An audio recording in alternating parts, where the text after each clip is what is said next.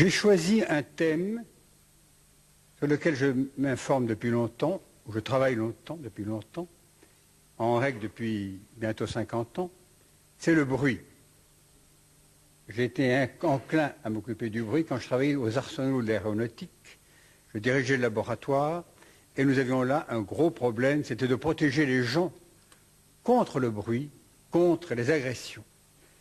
Et puis depuis, les choses ont tellement changé, le bruit a tellement augmenté que maintenant, c'est devenu vraiment ce que j'ai dénommé l'enfer sonore. Je vais vous projeter quelques transparents. Ce n'est pas mon habitude, mais comme nous avons des traductions, beaucoup d'étrangers qui sont venus, qui viennent de tous les coins du monde pour le congrès, et qu'il y a des traducteurs, quand je projette un transparent, je parle plus lentement, au moins pour aider la traduction. D'habitude, je parle un peu comme une mitrailleuse. On me demande toujours de parler doucement et je n'y arrive pas. Et c'est un choix. Si je parle lentement, je n'ai plus d'idée. Si je parle vite, on ne peut pas me traduire. Il faut trouver, il faut choisir. L'enfer sonore, eh bien, il s'avère qu'actuellement, le bruit est devenu sûrement un des plus grands fléaux qui existent. On ne s'en doute pas, parce qu'on est dans le bain et on ne se rend pas compte. Mais vous allez voir tout à l'heure en progressant que vous serez obligé d'y songer et peut-être d'un peu plus près que d'habitude. L'importance du bruit est telle que sur une enquête qui a été faite il y a quelques années, eh bien, on découvrait en France, ça doit être à peu près partout pareil, 56% de Français qui considéraient le bruit comme le fléau numéro 1. Et déjà, quand on permet aux gens de réfléchir un peu, ils commencent à s'en rendre compte. Et à l'époque, il y a 7-8 ans, la France seule dépensait 25 milliards de francs nouveaux pour le bruit. Quand on regarde que ça représente 25 milliards, ça commence déjà à faire une certaine somme, mais ça n'est pas abusif en fonction des troubles que ça enclenche et le pourquoi. Eh bien, il s'avère qu'il y a 15% d'absentéisme qui sont liés au bruit. Donc 15% de gens qui ne peuvent pas aller au travail parce qu'ils sont liés, à un moment donné, rentrent dans toute une pathologie qu'on va voir tout à l'heure, qui est la grande fatigue inexpliquée. Il y a également des accidents.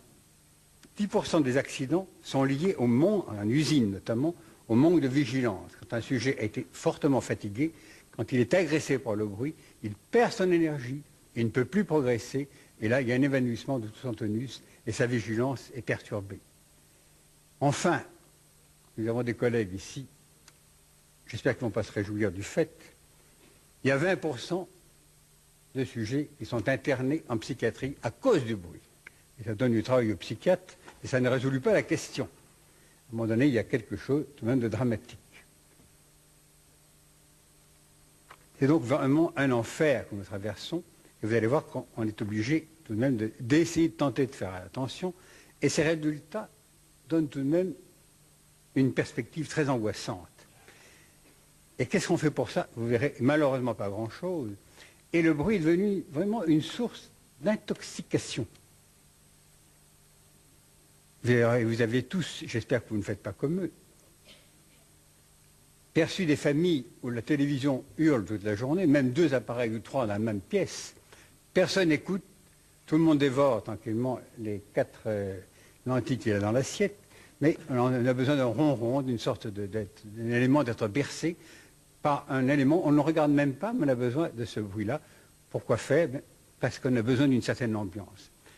C'est dramatique, ça prouve déjà qu'on ne sait plus écouter, ça prouve qu'on a besoin d'une sorte de stimulation, car on verra, l'oreille est un appareil qui stimule le cerveau en potentiel électrique, c'est une nécessité. On a besoin du bruit plus que de nourriture, mais pas de ce bruit-là. Les gens sont arrivés à ne plus écouter, ils arrivent à peu près à entendre, se laisser traverser par ce toxique qui entre, on verra, par plusieurs voies en dehors de l'oreille. Eh bien, c'est devenu une drogue très toxique.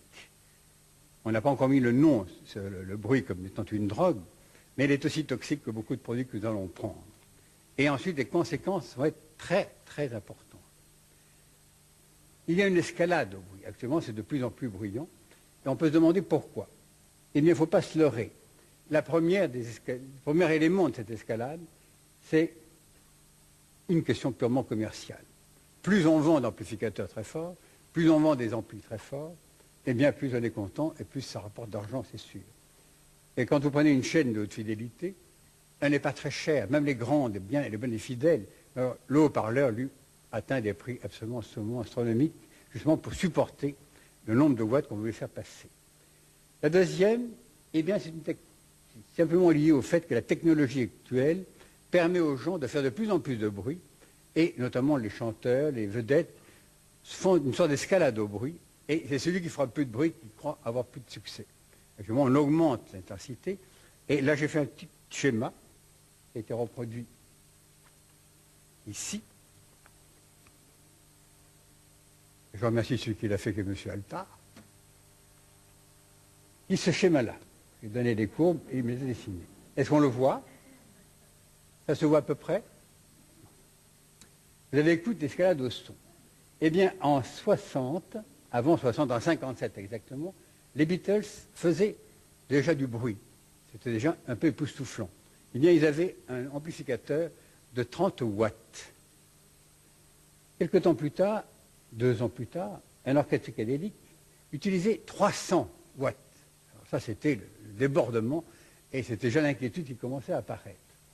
Et quand nous sommes arrivés avec Pinkford, il avait enfin atteint le sommet de 1000 watts.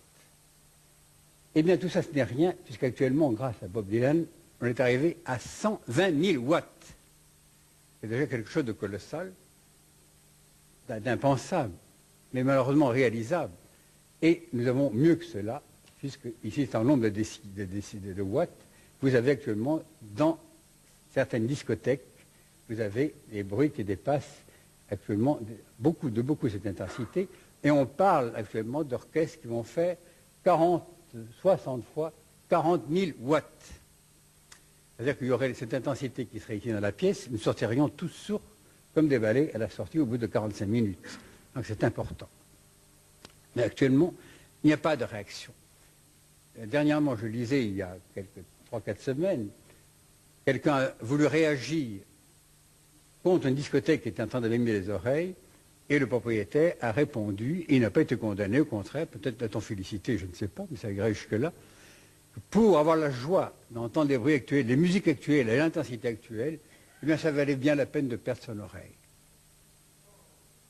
Ben oui, mais c'est comme ça, et on ne dit rien, mais je crois que vous ne direz rien non plus si vous ne battez pas. Les gens vont continuer. Il faut faire comme moi, prendre votre bâton de pèlerin et aller vous battre et le dire. Les conséquences sont dramatiques, et sont d'autant plus dramatiques que nous avons en France, ça doit être pareil ailleurs, le tiers des jeunes qui se présentent au conseil de révision, c'est-à-dire avant d'être militaires, on les examine, le tiers sont sourds. 33%. Ils sont sourds d'une surdité, que nous verrons tout à l'heure, qui est une surdité traumatique. Ce sont des malheureux qui, plus tard, ne pourront plus avoir la chance d'être dynamiques. Ils ont embrasé définitivement pour leur vie la posture verticale. Ils ont anéanti leur potentialité de créativité. Enfin, c'est des plantes vertes que l'on fabrique, et tout le monde tout ça très bien, mais nous en avons déjà sur le dos. Il ne reste plus rien à ces gens, ou à ces jeunes, que de traîner un peu comme des plantigrades, sans avoir d'activité et un peu désespérés. Que l'on soit sourd quand on a travaillé dans un atelier de chaudronnerie, on a au moins une explication. Mais pour avoir entendu 3 fois une musique, car j'ai vu des gens sourds après une soirée dans une discothèque. C'est arrivé en consultation. Ça dépend, il y a un facteur personnel très important, comme celui qui boit, pas comme un trou, mais pas mal tous les jours, et qui se porte bien, et celui qui malheureusement prend un apéritif par semaine et qui finit alcoolique. Il y a une sensibilité très très importante individuelle. Eh bien, le comportement de l'oreille, il est fait pour écouter, bien sûr, l'oreille, mais elle a tout de même des limites. Et on peut se demander quel est le comportement psychologique de l'oreille face au monde acoustique. Là, toujours représenté d'une manière en tout cas amusante. Voilà ce qui m'a été donné, que je peux vous montrer. L'oreille peut entendre des sons qui lui sont agréables. Et vous voyez que là, on a marqué en décibels le nombre. Je vous rappelle que le décibel est une valeur logarithmique. Quand vous avez un son de 0 décibel par rapport à un autre, 10 décibels, c'est 10 fois plus. 20 décibels, c'est 100 fois plus. 30 décibels, 1000 fois plus. Donc c'est une pression acoustique qui augmente logarithmiquement. Eh bien, l'oreille trouve les sons très agréables jusqu'à 50 décibels à peu près. Elle commence à les supporter entre 50 et 90. On commence à arriver à des limites jusqu'à 110. Et alors au-delà, on arrive à ce qu'on appelle le seuil de la douleur. Celle qu'on supporte justement pour avoir entendu la musique actuelle. Et là, le schéma se complète par cette imagerie-là qui est chose drôle. Le bruit de la forêt. Le bruit de la forêt, c'est agréable. Et les musiques douces. Quelqu'un qui est en train de parler. Quand on parle, au bout des lèvres, il y a 100 décibels. C'est énorme. Mais le son va se réduire en fonction de la distance, du carré de la distance. C'est en proportion inverse donc, du carré de la distance. Et à peu près, normalement, quand on parle avec quelqu'un, il perçoit entre 60 et 80 décibels. C'est encore supportable. Après ça, vous avez le bruit de la rue, de la ville. La ville se promène tout de même à Paris. On peut considérer que nous avons 80 décibels de bruit de fond. C'est déjà pas trop mal. Le 80 décibels, c'est également le bruit pratiquement d'un train qui entre en gare. Ce n'est pas trop mal. Alors après, vous avez des engins qui commencent à être très bruyants, notamment les motocyclettes. Vous avez ensuite certains engins pour labourer. Vous avez ensuite dans les usines. Les usines, on va atteindre 110 décibels. Aux arsenaux, nous avions en moyenne 110, 120 décibels. 120 décibels, ça fait donc logarithmiquement 120 décibels, ça fait 10 puissance 4, ça fait 10 000 fois plus qu'un train qui entre en gare. C'est donc déjà pas mal. Et bien maintenant, avec les réacteurs, on monte jusqu'à 130, 135 décibels. Et vous avez des discothèques qui dépassent tout cela. Pas besoin de réacteurs, c'est encore mieux. Et quand j'ai quitté les arsenaux, il y a bien longtemps maintenant, je mesurais la tare. La tare est l'appareil qui a poussé la caravelle. La caravelle faisait 132 décibels. Je m'en souviens d'autant et que je mesurais à l'époque les voix des chanteurs. J'avais un chanteur qui s'appelait Lucioni, qui était le grand ténor Wagner, dramatique français, et lequel chantait Othello ou autre. Eh bien, lui faisait 140 décibels à 1 mètre, c'est-à-dire qu'il enfonçait tous mes réacteurs. Et je crois que j'étais le seul à pouvoir l'écouter dans la pièce. Et quand il chantait, il faisait teinter les cristaux de mon lampadaire. J'en ai eu un autre qui était encore plus fort, il faisait vibrer les vitres. Et je crois avoir été le seul à pouvoir l'écouter de près aussi. Maintenant, quand il y a du bruit, à quoi pensez-vous? C'est sûr que vous pensez à l'oreille. C'est à l'oreille que l'on pense. Dès qu'on parle de son de toutes ses formes, on va penser à l'oreille. Et c'est absolument naturel, ça nous semble normal, car pour nous, elle semble avoir été conçue pour percevoir le son, pour l'apprécier, pour le goûter en somme. Mais souvenez-vous, c'est une conception très réductrice. Très réductrice en ce sens que le son passe par bien ailleurs et on le verra d'ailleurs de l'expérience que j'ai pu faire aux arsenaux, elle ne s'accorde pas avec la clinique. Je vous donne un exemple. Aux arsenaux, nous avions des gens qui étaient très sensibles au bruit. J'avais la chance de les étudier sous tous les angles. Je mettais les gens, notamment, dans une ambiance sonore, d'une partie isolée du corps, tout le bas du corps. J'isolais le bas du corps en mettant les sujets, donc à moitié corps, dans un grand tube énorme en ciment, et on s'en servait pour les grandes conduites d'eau de matériaux. Et à l'autre bout, j'avais mis un haut-parleur, et le tout était bien, comme on fait en laboratoire, avec des bouts de ficelle et des papiers du reste, ça était bien bouché. Et je faisais passer de la musique, à un moment donné, dans le haut-parleur. Autrement dit, le sujet avait sa tête en dehors, et il n'entendait rien. Sauf, quand je mettais un casque sur la tête, et sur ce casque, j'avais la chance de modifier son audition comme je voulais. Quand je supprimais son audition, quand je lui coupais la chance d'écouter, je pouvais faire passer n'importe quoi au niveau de ses pieds, rien ne passait. Autrement dit, j'avais abrasé le désir d'écouter chez lui, et ça ne le dérangeait pas du tout d'avoir des sons qui lui chatouillaient les doigts de pied. Par contre, si je lui donnais une oreille à l'écoute, qui est facile à faire avec des filtres électroniques, il entendait toute la musique à travers la peau. Et là, j'ai eu la preuve que la peau, le système nerveux, était à peu près la même chose, ça on le sait, mais que la peau était en même temps une partie d'oreille différenciée. Si vous donnez l'autorisation à l'oreille d'écouter, vous n'écoutez pas qu'avec l'oreille, vous écoutez avec toute la peau. Ça, c'est un phénomène très très important à retenir. Autrement dit, pour éviter, je vois les gens qui, en entrant près d'un réacteur, mettent un casque sur la tête. C'est mieux que rien. Mais pour ne pas souffrir du bruit, en entrant dans un réacteur, il faut mettre un scaphandre. Et là, vous ne risquez rien. Sans quoi, ça ne peut pas coller. Mais c'est aussi inconfortable avec un scaphandre. Donc, il y a toute une approche qui est difficile. C'est vrai que, très rapidement, les bruits actuels, eh bien, dépassent la protection naturelle de l'oreille.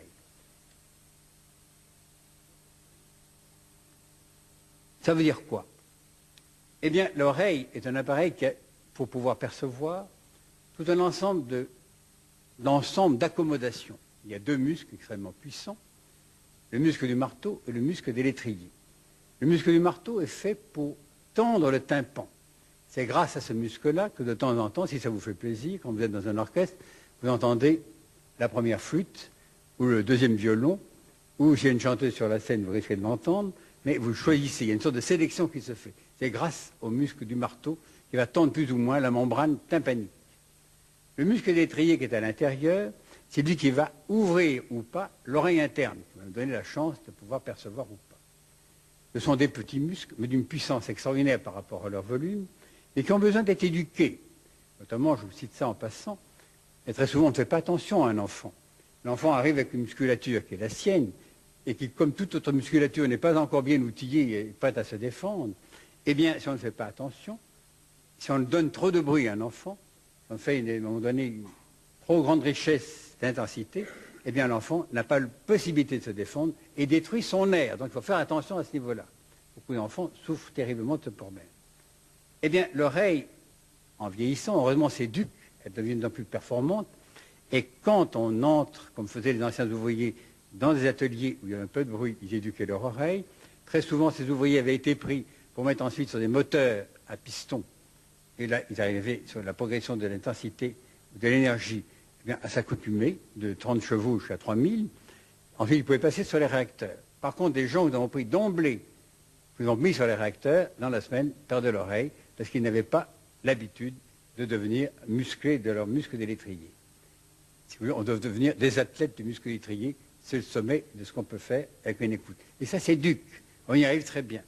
Si vous prenez un musicien, par exemple, prenez un jeune musicien, ce jeune musicien qui va finir peut-être comme professionnel, mais si vous le plongez dans un orchestre d'emblée, comme ça a été fait à un moment donné avec des jeunes chefs d'orchestre qui avaient la chance de conduire dès l'âge de 7-8 ans, eh bien vous les avez vus disparaître à 15 ans, ils n'étaient plus sur scène parce qu'ils étaient sourds. Dans un orchestre, il y a 120 décibels. Pour pouvoir avoir la chance d'entrer dans 120 décibels dans l'orchestre, il faut quelquefois gratter un peu son violon, une demi-heure par semaine, puis si on est bon, 2-3 fois par semaine, si on est de plus en plus performant, on va en jouer 2-3 heures par jour, et si enfin on est très bien, on va entrer dans un quatuor, etc. On augmente la défense au bruit par une musculature qui devient de plus en plus puissante. Mais d'emblée, on ne peut pas tolérer des bruits trop forts. Actuellement, nous avons un gros problème, notamment avec les jeunes qui ont vu 2-3 fois à la télévision les batteries. Maintenant, c'est la grande mode.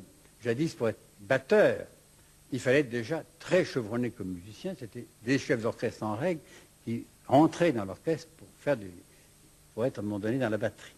Et maintenant, les parents, pour être tranquilles peut-être, parce qu'ils doivent se tromper, achètent facilement à un enfant de 7, 8, 10 ans une batterie qu'il met dans une petite pièce. Il tape comme un sourd, mais il devient sourd. À 15 ans, souvent, nous ne pouvons plus rien faire. Ça existe régulièrement. Donc l'oreille est dépassée dans ses potentiels naturels. Et qu'est-ce qui se passe? Eh bien, c'est tout le corps, tout l'organisme qui est perturbé. On verra tout à l'heure pourquoi. Et je crois que c'est important qu'on ait déjà cette notion. Souvenez-vous encore une fois donc que la peau, on a pu le démontrer, j'ai pu le démontrer il y a bientôt 30 ans, la peau et l'oreille, c'est le même organe. La peau est un morceau d'oreille différencié.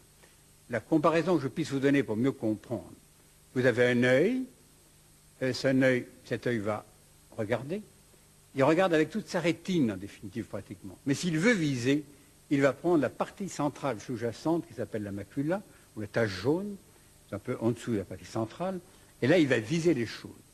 Eh bien la peau perçoit, elle encaisse le bruit. Mais quand elle voudra viser les sons, elle va se servir de sa macula qui s'appelle la cochlée. On verra la cochlée est la partie qui fait l'analyse des sons dans l'oreille. Il y a deux appareils dans l'oreille, un qui s'appelle le vestibule, qui commande tous les muscles du corps et assure la verticalité. Le second est la cochlée qui fait l'analyse des sons, qui nous permet à un moment donné de suivre le langage dans toutes ses analyses et avec une vitesse qu'aucun appareil électronique encore sache seulement dépasser.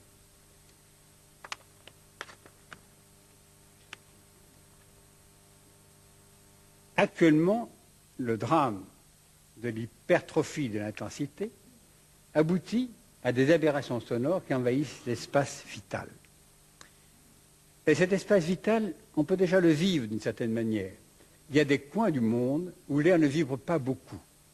Et vous êtes tous promenés, maintenant c'est l'habitude de le faire, et sans doute beaucoup d'entre vous ont été à l'aéroport de Madrid, par exemple. Eh bien, pour nous, Parisiens, quand nous sommes un peu anéantis quand nous arrivons à Madrid, tant il y a de bruit. Pour un Espagnol, ça va très bien, il ne s'en rend pas compte. Et si vous aviez la chance d'entendre des enregistrements du Tibet, vous verrez, c'est un bruit incessant, chant de tous les côtés. Eh bien, dans le Tibet, c'est vrai, quand on monte en altitude, l'air se raréfie, les gens n'entendent plus les fréquences élevées et risquent, à un moment donné, de ne pas avoir le bénéfice de ce que donne le son, c'est-à-dire dans les parties aiguës, de donner de l'énergie au cortex. Et là, le sujet est obligé de faire des sons toute la journée, les fameux Aum, tout ce que vous voudrez. Il y a donc un besoin, une nécessité d'activer le cerveau, ou alors vous devenez adynamique, comme à un moment donné, perdant tout élan vital, justement. Eh bien,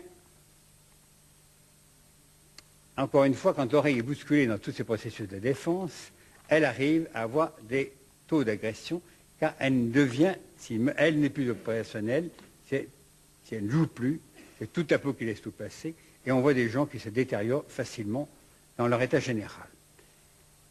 Elle se détériore d'une manière curieuse, l'oreille. Elle va arriver à une surdité que l'on va trouver tout à l'heure, une surdité qui est une surdité particulière, qui s'appelle une surdité traumatique, traumatosonore, exactement. Elle est typée, dès qu'on la voit, on fait le diagnostic. C'est une surdité qui frappe certains points, mais qui ne désorganise pas toute l'oreille. Il va y avoir qu'une partie de l'oreille qui va être abîmée, et on va bientôt le retrouver. Est-ce que les traducteurs arrivent à s'en tirer ou je parle trop vite? Così, così? Va bene. Bon. Je vais tâcher d'aller encore plus doucement.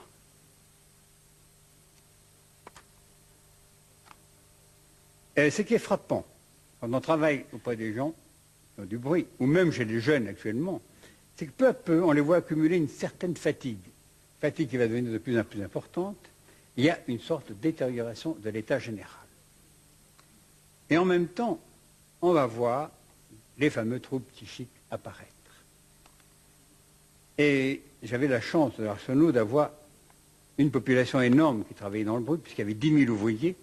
Les 10 000 n'étaient pas sur réacteur, mais enfin beaucoup souffraient du bruit. Et j'ai eu la chance de travailler avec eux, même sur les bancs d'essai, pour pouvoir vivre avec eux, et de voir qu'à mesure que leur oreille s'altérait, leur psychisme se dégradait. Ils devenaient irritables, ils devenaient insupportable, revendicateur, mais plus tard, je n'avais pas compris au départ. Le cerveau, c'est un intégrateur fantastique, et peu à peu, je faisais la somme de mes observations, mais c'était difficile de pouvoir le réaliser au jour le jour, puis ça allait tout de même assez doucement. Je vous disais que l'oreille, elle arrivait à une surdité traumatique. Cette surdité traumatique, eh bien, est faite, à un moment donné, pour deux raisons. Elle est fonction de la qualité du bruit. Si le bruit dépasse 130 décibels, c'est sûr que c'est dramatique. Elle est fonction également de la sensibilité individuelle. Je vous l'ai dit tout à l'heure, un sujet peut être plus sensible qu'un autre. Je vous donne un exemple. Nous avions aux Arsenaux, à l'époque, c'était une exception, une jeune femme, polytechnicienne, en France, l'école polytechnique est le sommet des écoles françaises, avec normale supérieure. Elle avait demandé à être spécialisée dans les souffleries. La soufflerie, ça fait au minimum 130 décibels, 120 décibels. Cette jeune, toute contente enfin d'arriver à la fin de ses rêves en ayant cette fonction, eh bien s'est trouvée coincée, parce que dès qu'elle montait sur les réacteurs, au bout de quelques jours, elle commençait à maigrir. Elle perdait facilement 5-6 kilos dans la semaine, ou au maximum 15 jours. Je la retirais, je la mettais à l'abri, En un mois, elle avait tout récupéré. Et puis elle recommençait. Mais elle récidivait ces altérations, à un moment donné, de poids. Si bien que malheureusement, on a été obligé de lui dire de faire autre chose. Elle avait un poste aux Arsenaux, mais on en a trouvé un autre, mais ce n'était pas celui qui lui plaisait, ça c'est un autre détail. Il fallait tout de même la protéger, car on aurait été beaucoup plus loin. La dégradation aurait pu être telle qu'elle aurait été sourde et peut-être beaucoup plus malade que ça. Autrement dit, retenez bien, hormis le facteur individuel, le bruit, la qualité du bruit est importante. Et également la quantité. C'est une autre notion que vous êtes en train de vivre maintenant. Vous pouvez faire passer une musique avec un baladeur à 90 décibels, ça ne paraît pas très fort. Donc vous pouvez très bien ne pas souffrir. Mais si vous l'écoutez 8 heures par jour, la musculature ne peut faire de défense. Vous voyez, la quantité est également importante. Une comparaison, parce que ce sont des muscles qui vont travailler. Vous avez une main, dans cette main vous mettez un poids de 100 kg, eh bien vous avez un beignet ensuite à la place d'une main, bien agrippé par terre. Maintenant, si vous mettez 1 kg, vous allez supporter un kg, vous allez le supporter. Et si on vous demande de tenir un kg pendant 3 heures, vous verrez qu'immédiatement, il y a une lassitude, mais la musculature fait la même chose. Et donc, à un moment donné, un processus, il va augmenter. Et bien, l'altération de cette oreille, très rapidement, si on ne fait pas attention, aux Arsenaux, nous avions la chance de faire attention, et d'avoir institué tout un cycle d'examen, nous arrivons rapidement à une irréversibilité des détériorations de la perception, avec tout ce que ça va donner tout à l'heure, on va le voir, et l'oreille se trouve détruite, désarticulée, mais pas détruite en totalité. Voilà l'allure qu'elle va prendre. J'ai dessiné, c'est très très très schématique. Voilà l'allure qu'elle a quand elle est théoriquement normale. Ça, c'est l'audiométrie classique du type américain, où tout a été aligné sur le phénomène de physique et non pas de physiologie. On a une courbe comme celle-ci. En bleu, c'est la courbe que l'on obtient quand on mesure l'oreille avec un audiomètre classique, avec l'écouteur. En rouge, c'est avec un vibrateur. En rouge, ça nous donne, c'est la prétention de mesurer le nerf. C'est faux, parce qu'il y a la peau qui est là, il y a l'os qui est là, il y a l'excitation de toute la boîte crânienne et de l'oreille interne, et ensuite l'excitation des cellules. Puis le nerf est enfin au bout. Enfin, nous avons pris l'habitude en disant, là, en rouge, c'est la perception par conduction osseuse, et l'autre par conduction aérienne. Eh bien, une oreille comme celle-ci, exposée au bruit, encore en fonction de l'individu, au bout de quelques temps, eh bien, va avoir une dégradation qui est de ce type-là. Elle commence comme ceci. Cette dégradation montre ce qu'on appelle un trou, un scotome. Scotome qui est toujours à 4000. Très rarement à 2000, très rarement ailleurs. Et aux Arsenaux, nous avions essayé de déplacer ces 4000 en faisant passer notamment des sons très très graves, en pensant que nous aurions une lésion dans les graves. C'est exceptionnel que vous ayez une modification dans les graves, et c'est toujours à 4000. Au départ, bon, on admettait, on ne savait pas, maintenant je sais pourquoi. Enfin, à l'époque, c'était comme ça.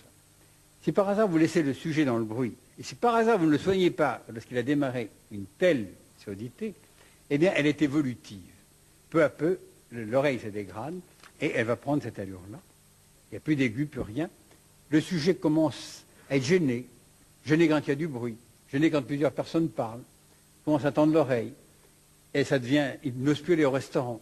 Il est très angoissé dès qu'il rencontre du monde, parce qu'à un moment donné, il l'entend toujours, mais il ne comprend plus rien. C'est un drame absolu.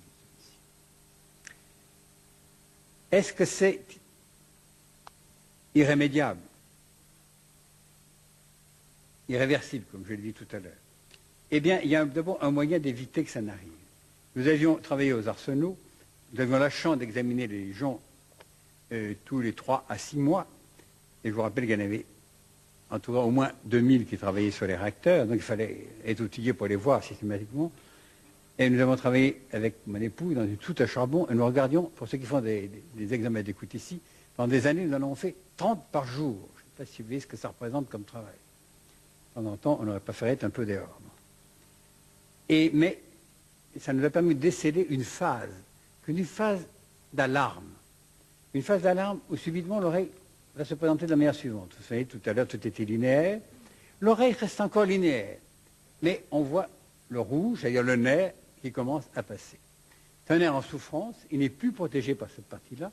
Maintenant, nous savons que cette partie-là est dirigée par le muscle de l'étrier et l'autre par le muscle du marteau.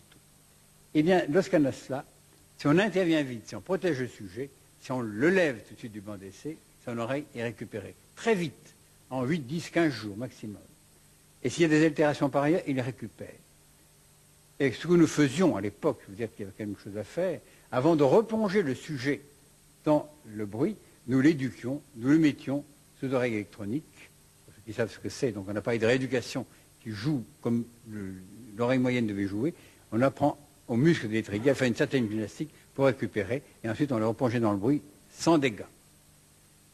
Quand je vous disais tout à l'heure que l'oreille complètement détruite était irréversible, dans certains points, c'est vrai qu'on ne crée pas un nerf qui est mort, on ne le fabrique pas. Encore que maintenant, on est en train de réviser un tout petit peu. On sait que des cellules arrivent à se régénérer.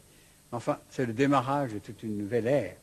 Mais quand on a une oreille très abîmée, comme on peut le voir, je vous l'ai montré, ces gens qui ne peuvent plus aller à un moment donné quelque part sans souffrir du bruit, c'est paradoxal. Vous avez des gens qui sont sourds, et dès qu'il y a le moindre bruit, le moindre papier froissé notamment, on les voit à un moment donné grimper au mur tellement ça leur fait mal. Eh bien, cela, on arrive à les rééduquer. Et on leur apprend, avec leur mauvaise oreille, à avoir le désir d'écouter. Et par expérience, il vaut mieux avoir une oreille mauvaise qui a envie d'écouter qu'une très bonne qui refuse d'entendre, qui arrive assez souvent. J'ai été contacté très tôt, je dirigeais donc le laboratoire de physiologie acoustique, j'ai été contacté très tôt par le professeur Monnier, en 47, entre 47 et 51, ça fait un peu longtemps. Sachant que je m'occupais de bruit, et sur des humains, le professeur Monnier, accompagné de son élève, le professeur Lehmann, était venu me voir pour me poser un problème qui était celui de la crise endogène de la souris blanche. Bon, au début, ça ne me disait pas grand-chose. Peut-être, je ne sais pas si ça vous chante déjà, mais la crise endogène, c'est quoi? Eh bien, il y a une espèce de souris bien spécifique, qui a le malheur de ne pas tolérer du tout le bruit. Et quand on la met au bruit, elle est prise subitement d'une paralysie des membres inférieurs. Dès qu'on atteint 100, 110 décibels, au bout de 5 à 10 minutes, elle est très agitée. Ses jambes postérieures commencent, tout son train postérieur commence à se paralyser. Et si on la laisse, elle commence à trembler de plus en plus. Si on la laisse, au bout d'une demi-heure, une heure, elle est morte.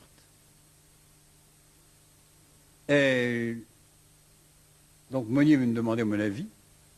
Et je faisais comme lui, je ne savais pas de quoi il s'agissait. Et pendant des années, il a cherché, moi aussi. Et maintenant, avec le recul, je sais ce que faisait cet animal. J'étais trop centré sur l'oreille pour le découvrir. Je n'avais pas encore découvert que l'oreille et la peau, c'est la même chose, ça passait partout. Maintenant, je sais pourquoi. En fait, pour ceux qui travaillent avec nous, et les psychiatres l'ont rencontré, quand ils ont une anorexie, c'est en même temps un spasmophile, un tétanique. Et bien, quand vous faites passer trop de son aigu avec quelqu'un, qui est un tétanique, un schizoïde, et bien, il commence à avoir à un moment donné des tétanies, c'est-à-dire les muscles qui se bloquent. On peut avoir des muscles qui se bloquent, voire un peu se mettre gênés. Si vous prenez une tétanie, une grande spasmophilie, on le voit à un moment donné fixer ses doigts, ses bras, jusqu'à être gêné pour respirer. Si la crise continue, on peut aller jusqu'à la mort. Donc, fais attention. Eh bien, c'est ce que faisait la souris blanche. À l'époque, Monnier m'avait tout de même induit autre chose. Lehmann, surtout, c'est lui qui travaillait. Lehmann était au laboratoire de Jouy en Josas, et le professeur Monnier était dans Sorbonne. Et il m'avait fait vivre avec également l'expérience, mais faite sur des rats. Alors le rat, lui, ne meurt pas. Mais il n'est pas heureux non plus. Dès qu'on dépasse un certain niveau, il devient nerveux, il devient agressif, insomniaque et stérile. Donc il y a déjà une modification de l'ensemble. Et évidemment, en parallèle, moi j'essayais de voir ce que je pouvais trouver aux arsenaux. Et aux arsenaux, eh bien j'avais découvert que mes jeunes qui étaient sur les réacteurs présentaient le même schéma, qui était fait de nervosité, d'irritabilité. Et plus personne ne pouvait faire quoi que ce soit dans la maison sans que les casseroles se mettent à balancer, tellement le sujet était nerveux. Et il y avait de l'agression. Il était en même temps insomniaque. Je n'ai pas pu vérifier s'ils étaient devenus stériles, ils ne me l'ont pas raconté. Ça, c'est une parenthèse que je n'ai pas élucidée. De plus, il y avait une tachycardie, une tension élevée et bien sûr des lésions auditives. Je ne savais pas non plus pourquoi. Enfin, c'était quand même intéressant de le constater. Une jeune femme chercheur, un médecin,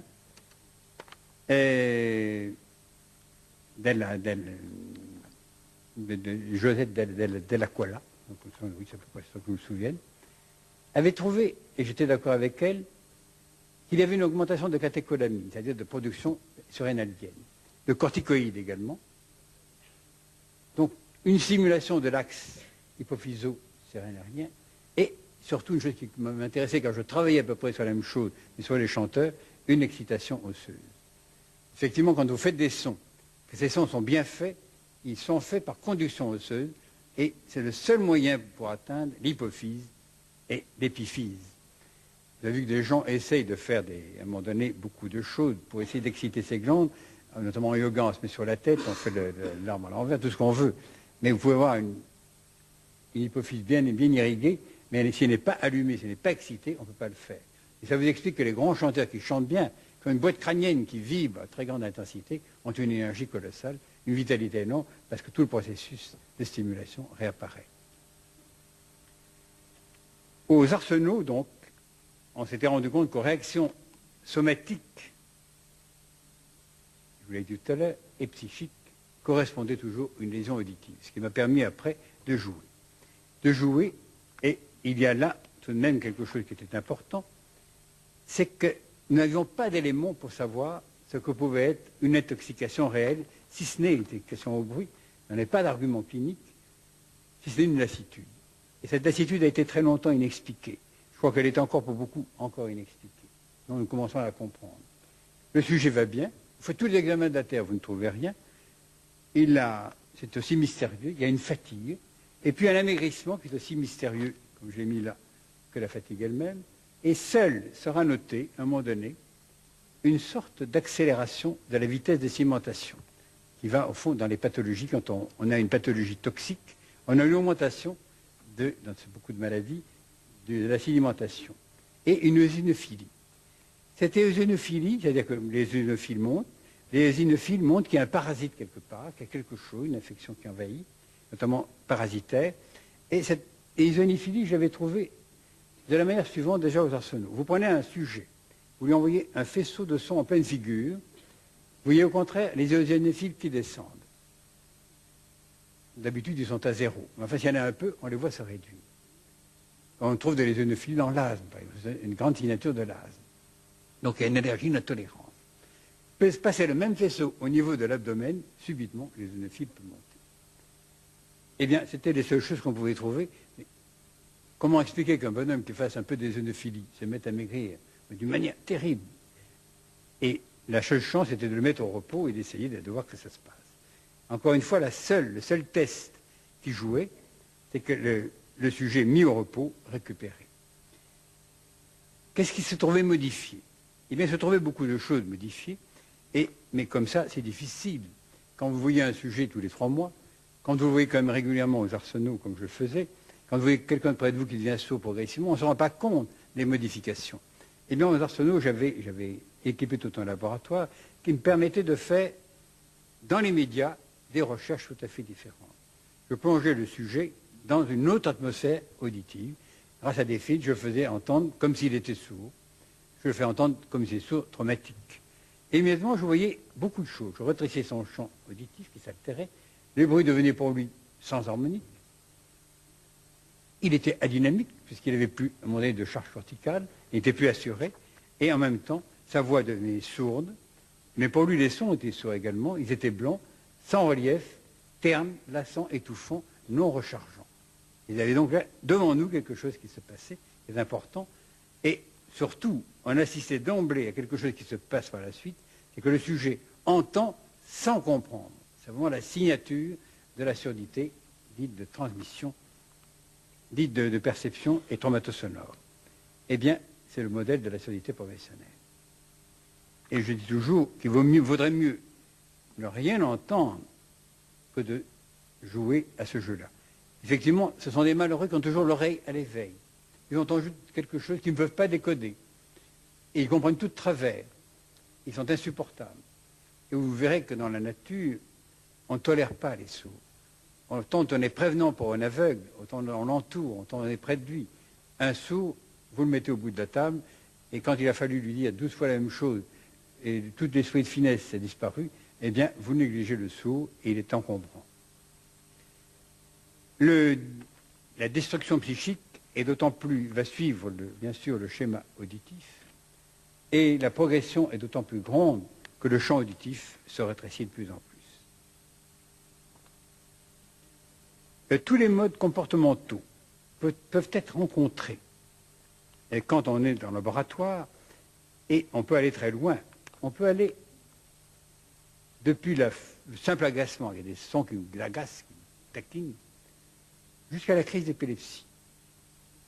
Donc il faut faire attention. Vous ne pouvez pas vous permettre d'envoyer trop de sons, notamment si vous envoyez des sons déséquilibrés, plus d'une oreille que de l'autre, vous avez, à un moment donné, un déclenchement d'énergie différente dans chaque oreille, et s'il y a une différence dans chaque oreille, vous avez une différence de potentiel, et le clash d'une crise d'épilepsie peut se faire. Donc il faut faire attention.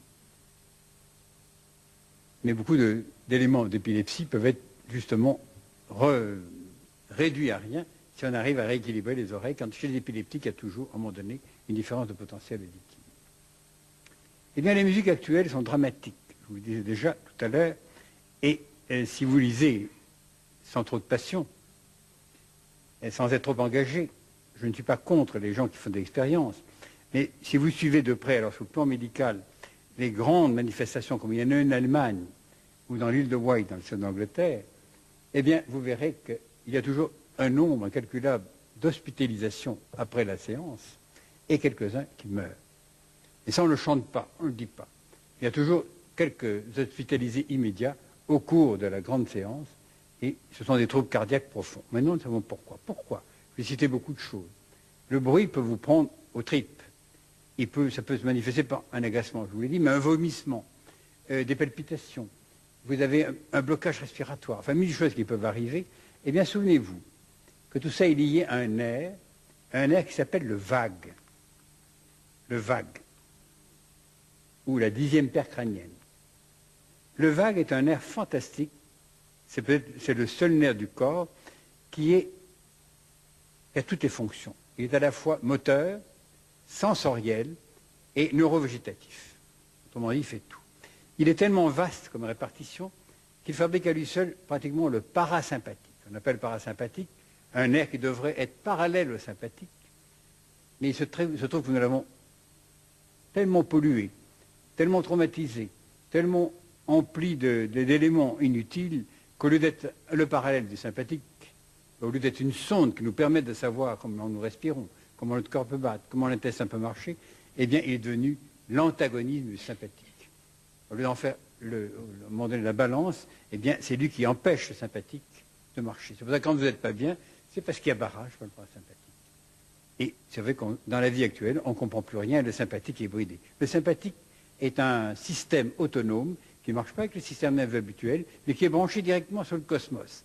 C'est lui qui règle le tic-tac cardiaque, qui règle la respiration à ses vrais rythmes, qui règle la nutrition et qui va régler jusqu'à la reproduction. Dans le monde moderne, on a oublié ces détails. Tout ce qu'on sait, c'est d'essayer de le soigner quand il ne va pas bien, c'est plus sympathique. Eh bien, pour bien comprendre ce qui se passe, le nerf vague, quand il émerge du crâne, il envoie d'abord un petit faisceau pour la dure-mère dans le crâne, et puis il a un faisceau qui s'en va à l'extérieur, qui va innerver la paroi externe du tympan, la membrane tympanique, et la partie inférieure du conduit auditif externe. Autrement dit, le bruit, le voilà, le bruit va le chatouiller. Or, ce nerf va descendre, il va s'anastomoder, c'est-à-dire se souder avec la 9e paire pour innerver tout le pharynx. Il va innerver ensuite le larynx, moteur et sensoriel. Il va innerver ensuite les bronches, l'ésophage. Il va innerver l'estomac. Il va innerver, à un moment donné, au passage, l'intestin, la rate, les deux reins, tout l'intestin grêle et le côlon, et jusque par anastomose jusqu'aux organes génitaux. C'est un nerf fantastique qui se balade partout. Mais si le son est trop puissant, tout le reste se met en résonance. Nous avons la chance ici d'avoir Mme Murase qui vient directement du Japon. Elle connaît un son qui s'appelle le kiai. Eh bien, un kiai, et on fait ça dans le judo, par exemple, on dit que c'est un son qui va tuer. Je n'ai jamais vu, j'ai analysé beaucoup de kiai. Il y en a à peu près 140.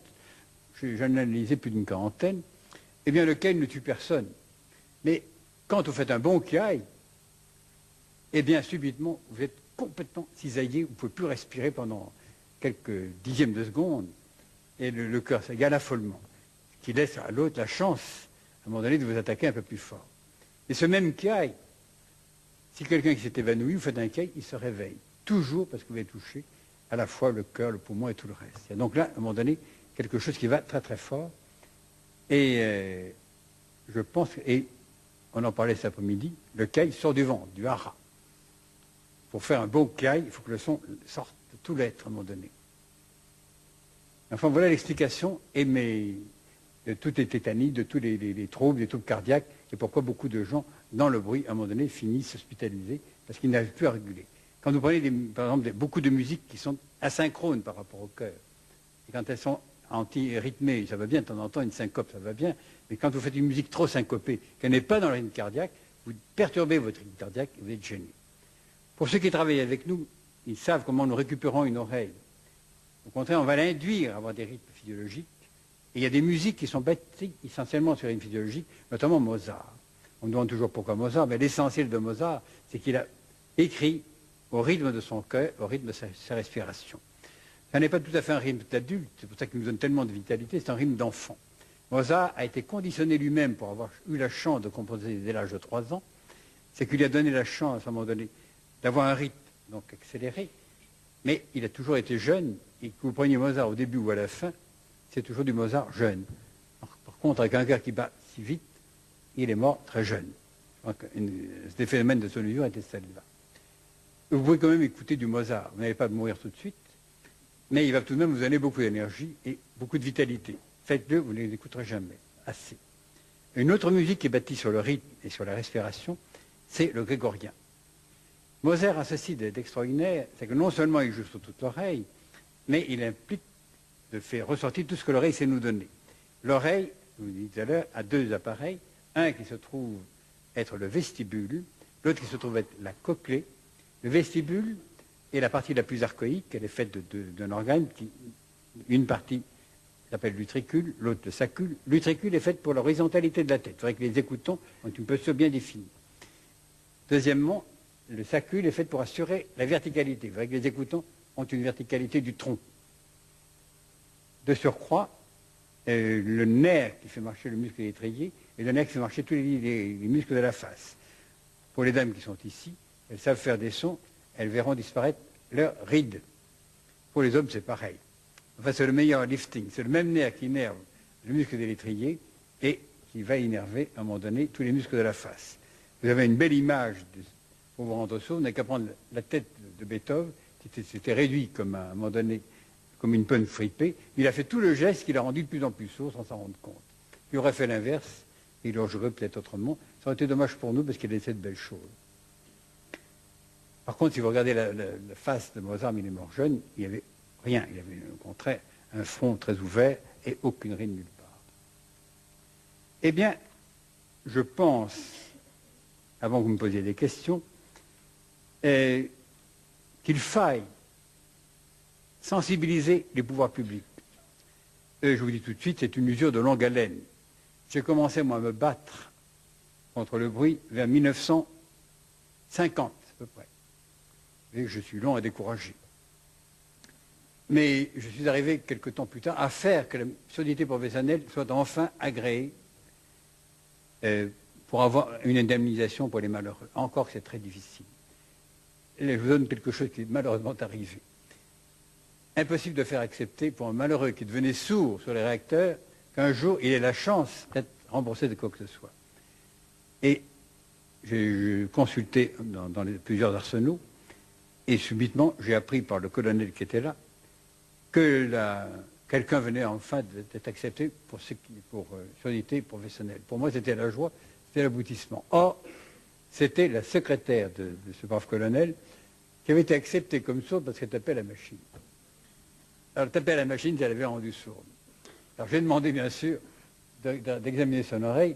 Ce qui était le plus beau, c'est qu'elle avait une autospongeuse, c'est-à-dire rien à voir avec le phénomène de surdité professionnelle. Elle avait une surdité qui est opérable, qui n'a rien à voir, une était transmission, l'autre perception.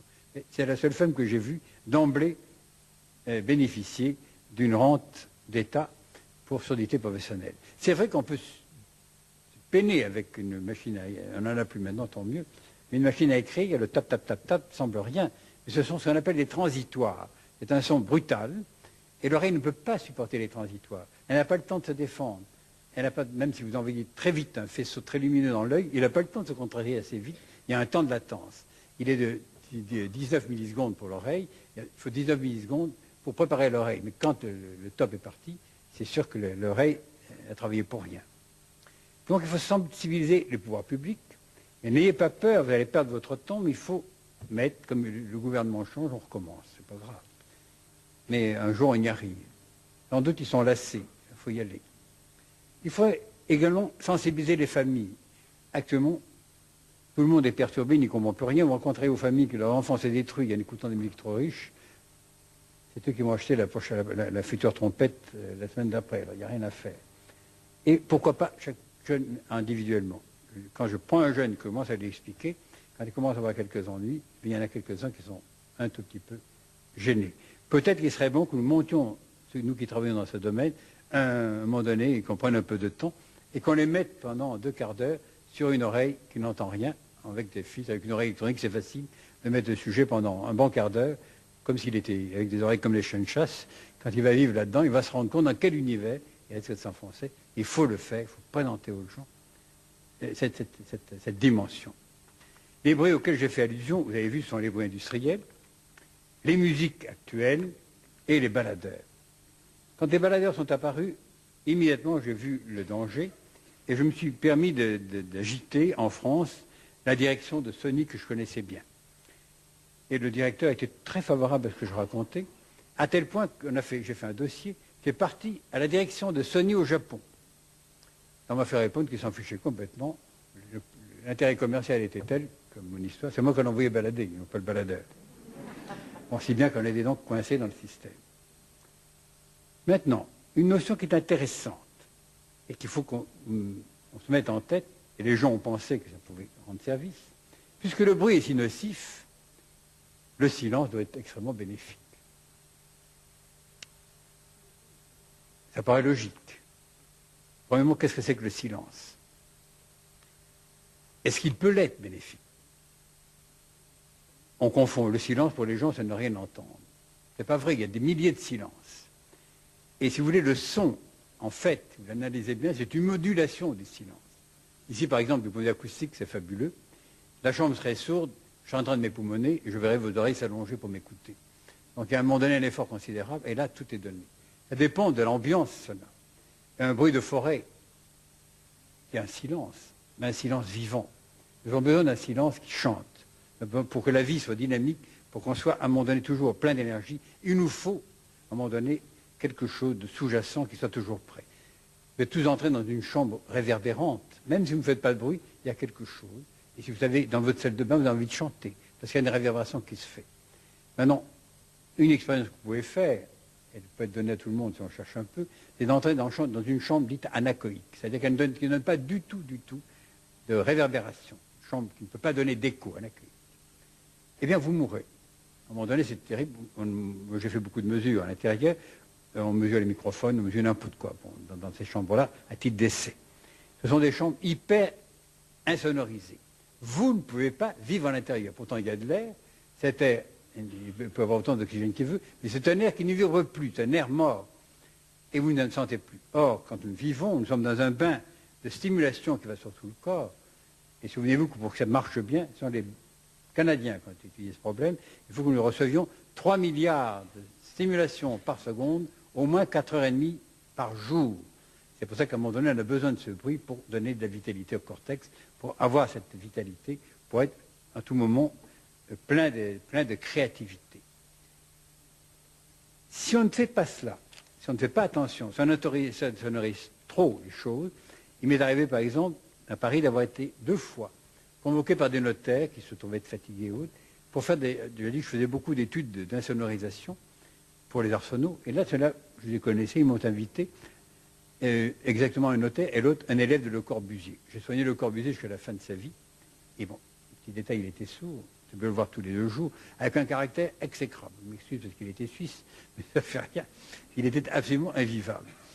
Eh bien, le brave Le Corbusier avait un élève qui n'avait rien trouvé de mieux que d'insonoriser sa pièce en mettant, il avait fait d'abord il a mis son bureau dans une demi-sphère. C'est très beau à voir, mais il faisait une erreur, c'est que la longueur d'onde qui était dedans, il vibrait que dans les graves. Et pour être tranquille, il avait mis de la moquette au plancher, et la moquette surtout pour tout. On entrait là-dedans, c'était l'étouffoir, et il se plaignait parce qu'il était fatigué. Eh bien, il était fatigué parce qu'il n'a plus de simulation. Bien sûr, j'ai fait enlever les moquettes des murs, et puis après, on a trouvé d'autres moyens pour sonoriser un peu la pièce autrement. Il faut que la pièce soit vivante. Après, il n'y a rien à faire. Si vous allez plus loin dans la déprivation sensorielle, eh bien là, vous avez des dégâts importants qui peuvent aller dans ce qu'on appelle la déprivation sensorielle, qui peuvent aller jusqu'au suicide. On a fait dire à Lélie, que j'ai bien connu, Lélie, c'est lui qui s'est occupé du bruit des baleines, notamment, et qui s'est occupé ensuite des dauphins. On a fait dire à Lélie que le cerveau n'avait pas besoin de simulation. Il n'a sûrement jamais dit ça. Je le connais bien pour pas... Bon, on lui a accordé ça. Et grâce à ce dire, on a spéculé là-dessus. On a fabriqué des enceintes pour mettre les gens à l'intérieur de ces enceintes et en déprivation sensorielle. On les a mis dans de l'eau, assez pour qu'ils soient dans un état de gravitation, donc il n'y avait plus de stimulation provoquée par la pesanteur. On les a mis, bien sûr, dans le silence, dans le noir, enfin, rien qui stimulait. Et puis on a pensé qu'on arriverait à quelque chose d'extraordinaire, c'est-à-dire à les déconnecter pour passer dans un autre plan, à les faire rentrer dans ce fameux vide que certaines sectes, malheureusement, cherchent pour que les gens grandissent, c'est vraiment les aplatir définitivement, il ne reste plus rien. Et je vous donne un exemple que j'ai vécu. En France, heureusement, on a supprimé tant il y a eu de suicides. Et l'exemple que je vais vous donner, je l'ai vécu de près, il est assez douloureux. J'ai travaillé avec une équipe lyonnaise sur le cancer. Pour des raisons X, et je pense que mon collègue psychiatre est d'accord, le cancer est une maladie qui est l'intégration d'une grande maladie psychique. C'est une intégration d'une schizophrénie paranoïde. Il vaut mieux, encore une fois, faire une maladie, un cancer, et se battre, que de devenir fou, qui est dramatique, parce qu'on ne peut rien faire. Et on a vu aujourd'hui que les gens qui sont dans ce domaine, ce sont toujours des gens qui ont peur de la douleur, peur de la maladie, peur de tout, et ils s'en vont dans un monde absolument irraisonné, qui est celui de la psychiatrie. Le corps, il ne laisse plus faire le corps est intelligent. Subitement, quand on dévie, quand on déraisonne, il absorbe toutes nos déraisons et nous donne une maladie psychosomatique. Eh bien, on travaillait donc pour le cancer, en ayant remarqué ceci, il y avait un grand accoucheur avec nous, de Lyonnais, et on avait remarqué que dans les hôpitaux psychiatriques, il n'y a jamais de cancer de l'utérus, il n'y a pas de cancer du sein. Donc il n'y avait pas de fixation d'une angoisse quelque part. La chance, il y avait un cancer, le sujet. Déjà, quand un psychiatrique commence à s'enrhumer, ça commence à aller très bien. Il va mieux. Il sort de son cauchemar vivant. Eh bien, le psychiatre est arrivé. Il y avait un psychiatre psychanalyste qui était avec nous dans la recherche. Il est arrivé, il dit, ça y est, j'ai trouvé quelque chose, c'est les caissons. Moi, je connaissais les caissons en Amérique. J'ai dit, attention, va le danger. Non, c'est fabuleux. J'ai dit, attention. Il dit, de toute façon, je ne le ferai pas aux gens sans l'essayer. Bon, méfiez-vous. La semaine d'après, il s'est suicidé. C'est-à-dire à quel point c'est violent. Alors actuellement, il existe encore quelques caissons qui existent, qui arrivent à faire payer très cher le droit de se suicider. Mais enfin, ils ont modifié un petit peu leur technique. D'abord, c'est une chambre éclairée à l'intérieur. On fait passer de la musique douce. Alors, il vaut mieux être dans votre salle de bain, ça coûte moins cher. Et vous avez la chance d'avoir un paysage tout à fait différent. Autrement dit, je vous ai exposé là un tout petit peu tous ces propos pour vous montrer l'importance que revêt la pathologie du bruit. Et on n'y pense jamais. Souvenez-vous encore que ça alimente beaucoup de choses. Et surtout, je vous l'ai fait passer pour préciser combien il est temps de s'en alarmer. Et j'espère que maintenant vous allez vous battre aussi. Et combien il est temps de s'en défendre. Voilà, vous me posez toutes les questions que vous désirez.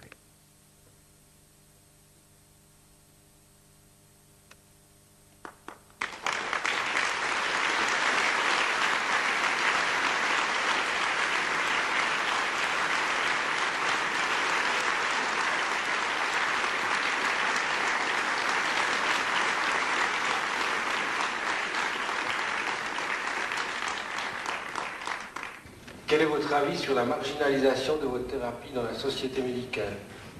C'est leur problème et pas le mien.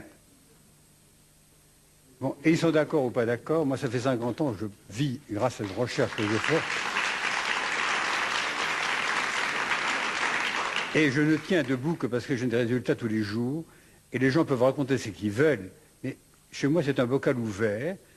Il y a la transparence, c'est le mot qu'on utilise maintenant. Tout le monde peut venir voir. Ils ne viennent jamais. Tous ceux qui sont contre n'ont jamais vu, n'ont jamais lu, n'ont jamais rien fait. Mais c'est vrai que je suis gênant. Je suis gênant parce que j'ai des idées. Chaque fois que vous avez une idée, vous encombrez quelqu'un. Alors il faut s'y faire. Un jour, ils vont venir. Actuellement, on est en train de prôner dans tous les coins, notamment je suis de Torino, on est en train de prôner l'oreille droite. C'est moi qui l'ai découvert il y a 50 ans. On est en train de découvrir que la peau commence à entendre. Donc, je l'ai démontré il y a bien longtemps. On est en train de découvrir que la vie intra-utérine existe. Bon. Et maintenant, on pense que le fœtus s'écoute. Et j'en ai parlé depuis 1950.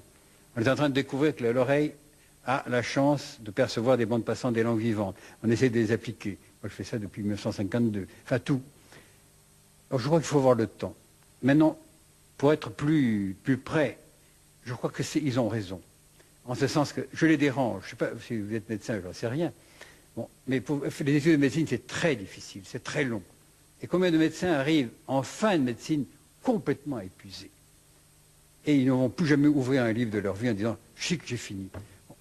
Surtout à Notorino, vous avez encore 4 ans de plus pour vous y mettre. On apprend que l'oreille marche comme ci, le machin marche comme ça. Subitement, il y a un kikineur qui arrive en disant « mais non, c'est pas du tout ça, c'est autrement que ça marche ». Il faut tout réviser, tout recommencer, c'est difficile. Actuellement, je pense qu'avec les techniques que nous avons, je sais comment marche une oreille humaine, par exemple. Eh bien, j'ai écrit ce livre-là en 1900, qui s'appelle Vertige, je l'ai écrit en 1953. Je n'ai pu le publier qu'il y a 3 ans. Grâce au barrage qu'on a pu faire. Bon, il est quand même sorti. Le tout, c'est d'attendre. Alors j'ai la chance d'avoir commencé très jeune, parce que j'ai commencé mes recherches avec 24 ans. J'ai la chance de tenir le coup encore et de voir que les choses se réalisent peu à peu. Mais quand je vois la vitesse à laquelle ça avance, je trouve que c'est normal. Plus je vieillis, plus je deviens patient.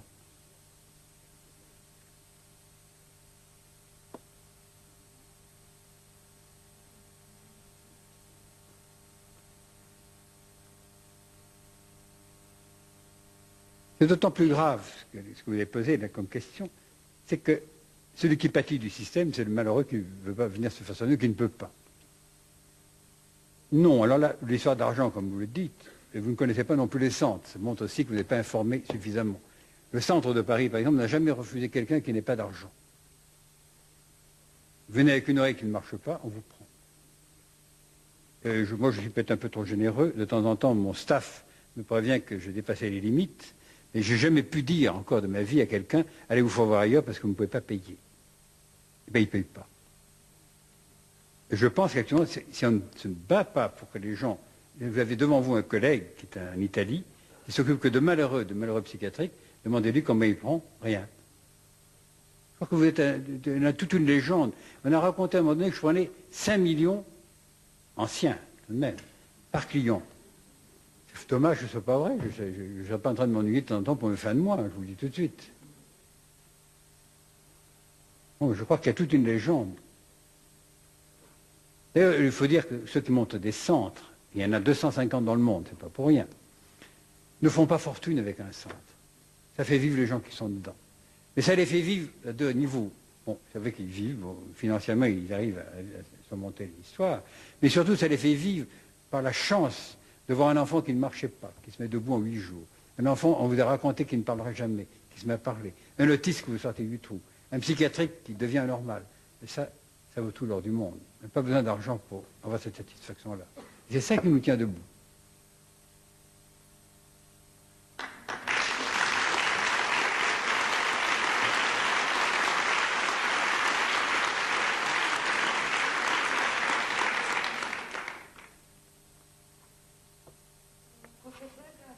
On connaît la manière dont l'enfant entend les bruits de sa mère, la voix et tous ces bruits. Et vous avez dit un jour qu'on pouvait arriver à que la mère entend les bruits de son enfant jusqu'à pouvoir percevoir sa mort quelques minutes à l'avance. C'est vrai.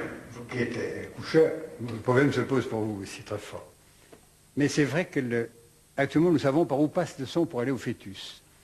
Il passe par la voie vertébrale, par la colonne vertébrale, et il va joindre, à un moment donné, tout le pelvis. Et le pelvis, quand on met les mesures, sur tous les sons que l'on envoie, même sur le crâne, le pelvis va, à un moment donné, chanter comme une cathédrale. Il y a qu'une chose que nous n'avons pas toujours expliquée, c'est qu'il se dégage des harmoniques qui sont toujours des harmoniques impaires. C'est curieux. Pourquoi, j'en sais rien. Mais c'est vrai que pour la femme qui accepte son enfant, et la femme qui accepte son enfant, vous le savez bien, vous mieux que nous, qu'elle est heureuse de montrer cet enfant qu'elle porte, elle a une posture, ça tient bien, elle porte l'enfant devant elle avec fierté. Une mère qui ne veut pas d'enfant va se tenir comme ça, elle le rejette. Et subitement, il ne passe plus rien au niveau de la colonne. Nous avons le même ennui également quand une mère, pour des raisons X, alors médicales, est obligée de s'allonger. Allongée, la colonne vertébrale fait autant de séparation qu'il y a de vertèbres. Parce que lorsqu'elle se tient bien, eh bien, les vertèbres sont liées entre elles par des ligaments et une tension musculaire très forte, et ça devient une canne vibrante. Et là, ça marche bien, et l'information va passer. Vous vous souvenez donc qu'on se bat pour savoir si ce sont les aigus ou les graves. Et vous savez également qu'il y a une autre question que se pose l'accoucheur, je vais vous la poser aussi. Pourquoi, à un moment donné, le fœtus change et tombe la tête? Eh bien, il arrive à un terme, vers le 8e mois, où il a besoin d'entendre sa mère de plus en plus, et pour lui, le meilleur moyen, c'est d'aller mettre la tête contre la couronne pelvienne. Et là, il va avoir l'information qui passe à tout moment. C'est pour entendre sa mère. S'il la refuse, il ne tourne pas. Il peut y avoir des incompatibilités. On se bat pour savoir si elle entend. Maintenant, certains prétendent que ce sont les graves. Moi, je prétends que ce sont les aigus. Je prétends que ce sont les aigus pour deux raisons. Premièrement, si vous faites passer des graves, il ne se passe rien en clinique. Vous savez, puisque vous utilisez les mêmes techniques. Dès qu'on passe les aigus, tout s'allume. Dès qu'on passe la voie de la mère, un aigu, l'enfant revit, replonge dans sa vie intra-utérine et tout. Passer des graves, il s'endort. Stop. Deuxièmement, mais Retsus le savait déjà au siècle dernier, vous avez, Vandal a démontré en 1923, l'oreille du fœtus est beaucoup plus riche que l'oreille de l'enfant plus tard en fibres sensorielles. Mais son oreille marche comme un filtre. Elle coupe tous les graves. Elle coupe tous les graves, non pas chez le fœtus humain, mais chez tous les fœtus des mammifères. Sans quoi la vie dans un utérus est impossible. On entend le bruit du ventre de la mère, on entend le cœur, on entend la respiration, les mouvements qu'elle fait, les mouvements que fait le fœtus, son propre cœur. Ça fera un marasme tel que c'est invivable. Pour barrer tout ça, l'oreille marche comme un filtre, elle coupe tout à partir de 2000. C'est pour ça qu'ils n'entendent plus que les aigus. Donc la vie devient... C'est purement un phénomène de physiologie. Nous le savons, nous, quand l'enfant va naître, il n'entend toujours pas les graves. Et on connaît par la contraction auditive vocale. Avant qu'il prenne sa voix d'adolescent, il faut 12, 13, 14 ans. C'est un moment de la puberté qu'il va enfin entendre les graves et sa voix va, à un moment donné, muer vers les graves. Mais au début, il n'entend que les aigus. C'est déjà la preuve. Alors, je vous disais, c'est vrai que nous essayons par les bruitages, mais c'est difficile à démontrer parce qu'on n'a pas d'appareil assez sensible, que le fœtus est en train d'informer sa mère seulement quelque chose. Et la preuve, vous le connaissez, c'est que quand une mère perd son enfant, elle le sait tout de suite. Il y a donc quelque chose qui a communiqué. Il y a autre chose qui est très troublante, et ça a dû vous arriver chez vous plus souvent que ce que nous pouvons voir. Un enfant est tout heureux d'avoir sa mère. Et un jour, on ne sait pas pourquoi, il est à peu près entre 15 mois et 3 ans, il se met à pleurer terriblement. Ce n'est pas la peine de faire d'examen, la mère est enceinte. Subitement, il a perdu sa mère. La mère est transformée. C'est l'enfant qui fabrique la mère. C'est l'enfant qui, à un moment donné, transforme complètement. Nous, il nous faut l'examen du laboratoire, le lapin, le machin, le truc. L'enfant le sait tout de suite. Il se passe entre deux êtres 1000 choses qui sont très importantes, et notamment ce phénomène. Professeur, j'étais venue ici un petit peu dans l'espoir de connaître un petit peu la méthode Tomatis, parce que je ne connais rien du tout de cette méthode. Pouvez-vous nous en parler, enfin, nous dire à quel genre de gens elle s'adresse? Si on peut aider les adolescents en difficulté, par exemple. Eh bien, le raccourci le plus facile que je peux vous donner pour aborder tout de suite, sans quoi il y a votre soirée, c'est nous faisons de la pédagogie auditive. Nous apprenons aux gens à écouter. Et dès l'instant où le sujet se met à écouter, eh bien, il commence à s'humaniser. Être humain, ça veut dire avoir la chance de communiquer, avoir la chance d'être vertical et avoir la chance également d'avoir une latéralité qui apparaît. Sans langage, vous n'avez pas de latéralité. C'est une trilogie obligatoire, une sorte de spéciation qui fait qu'il faut les 3 éléments pour pouvoir aboutir à devenir un être humain. Mais pour devenir un être humain, il faut traverser pas mal de choses. Il faut déjà traverser la vie intra-utérine. Si celle-là se passe bien, on vit dans un paradis fantastique qui nous appartient, avec un petit malheur, c'est qu'au moment où ça va le mieux, au moment où on est enfin le maître du royaume, eh bien, on est évincé. On ne sait pas encore si c'est trop le fœtus qui veut sortir, ou si c'est la mère qui... Je pense que c'est le fœtus qui demande à sortir. On le voit, la différence, notamment chez les prématurés. Le prématuré a toujours un manque, parce que ce n'est pas lui qui a décidé, on l'a mis dehors au moment où il ne fallait pas. Je peux vous en parler, je suis un prématuré, c'est peut-être pour ça que je fais toujours de la vie intra-utérine. Prématuré de 6 mois et demi. Eh bien, il y a donc là quelque chose, je pense, de profond. Si quelqu'un a à un moment donné un drame à ce moment-là, on peut le récupérer en lui faisant revivre cette période, et nous avons beaucoup de prématurés que l'on remet en selle, malgré leurs petits problèmes. Des fois, malheureusement, ils ont des problèmes qui sont beaucoup plus profonds, organiques. Là, on peut les aider. Mais s'il n'y a pas d'autres problèmes, on va les récupérer rien que par la voie de la mère ou par l'édition intra-utérine. Eh bien, quand on va prendre le cursus de quelqu'un qui vit dans le ventre de la mère, qui va naître, qui va ensuite progresser, on a des étapes, et ces étapes, si elles s'arrangent bien, ça donne à l'autre bout un homme qui va bien, une femme. Mais si ça ne marche pas très bien, eh bien, il va y avoir des étapes. Si l'enfant va bien dans l'utérus, ça va bien. Si la mère est pathologique, il aura des problèmes. Surtout si c'est un émotif. Si la mère est folle, entre guillemets, enfin, c'est un terme un peu vaste, eh bien, il y a de fortes chances d'être schizophrène à la naissance. Si c'est un émotif. On appelle émotif, nous, celui qui est intuitif, enfin, le long filiforme, bien caractéristique. Si c'est ce qu'on appelle, nous, un somatoïde, c'est-à-dire un corps, eh bien, celui-là se moque complètement. Dans toute sa vie, pourvu qu'il ait à manger et à bien dormir, sa vie psychanalytique est réglée, donc il ne se casse pas la tête. On le trouvera plus tard, parce que plus tard, vers la quarantaine, il ne saura pas se recharger. Il a été le musclé qui fabriquait ce qu'il voulait. Un jour, il n'a plus de muscle, il est désemparé. Voilà, celui-là, on va le soigner autrement. Bon. À la naissance, c'est un gros problème. Et si on a, à la naissance, certains tempéraments, qui sont plutôt paranoïdes, c'est-à-dire qui intellectualisent tout, et ils désirent certaines choses qu'ils n'ont pas obtenues. Et avec un drame, c'est qu'ils ont toujours raison. C'est difficile donc de les soigner, puisqu'ils vont faire quelque chose, et ils accusent, à un moment donné, leur activité sur des fondements qu'ils croient être vrais. C'est l'autiste. L'autiste, c'est un enfant, paranoïde, qui naît, il trouve qu'au fond, la naissance n'a pas été ce qu'il voulait, il n'a pas été reçu comme il désirait, et subitement, il va punir sa mère en ne parlant plus. On a toujours dit que c'était la faute de la mère. La mère n'y peut rien. Mais que feriez-vous devant un enfant qui refuse de vous parler, s'il était le vôtre? Au bout de quelque temps, c'est dramatique. Et la mère devient la mère de l'autiste aussi. Il y a toute une complication. Autrement dit, l'animal qu'est l'enfant, sur le plan humain, le plan animal, il va bien, la mère aussi, mais leur relation est morte. Et ça peut durer. Bon. Si maintenant tout va bien à la naissance, ça se passe bien, il y a un autre cap à traverser, c'est celui qui va nous permettre de passer du langage à la mère, qui est dans tous les coins du monde, depuis la Chine jusqu'aux Caraïbes, et le même, c'est papa, pipi, popo à peu près. Ça, c'est la langue maternelle, là, voilà. Et un jour, il va falloir passer à un autre langage, c'est celui du père, qui est la première langue étrangère, la langue sociale. Là, il y a un problème. Si la mère abandonne l'enfant, elle le fait le front au père, car le père est celui qui va décider du langage. La mère, elle sait faire, l'enfant lui donne son amour, enfin, c'est énorme, la relation qu'il y a entre la mère et l'enfant, mais elle ne peut pas le faire grandir au-delà de cette potentialité. Si elle ne peut pas le faire grandir, quoi qu'elle fasse, dans le monde moderne, on le voit, les dégâts que nous avons, c'est qu'il n'y a pas de père souvent. Nous sommes très gênés. S'il n'y a pas de voix d'homme, l'enfant a beaucoup de chances, s'il est un émotif ou un paranoïde, de dévier, à un moment donné, d'avoir de grosses difficultés. Il faut qu'un homme parle. Si un homme parle, tout va s'arranger. L'homme est celui qui va donner le passeport pour démarrer. Ça va se passer, démarrer un tout petit peu vers 2-4 ans, et surtout entre 5 et 7 ans. Eh bien, si l'enfant qui commence à parler, qui rentre dans un terme qui est amusant, qui s'appelle le bégayage. Le bégayage, c'est un vieux terme flamand qui veut dire être bavard. Et quand l'enfant commence à réciter ses papa, pipi, popo, il devient bavard. Eh bien, il va falloir passer au langage normal. Si la mère le tient trop, pour lui faire plaisir, il va rester à papa, pipi, popo, caca, si vous voudrez, mais il est bègue. Le bégaiement, c'est la chronicité, à un moment donné, du bégayage.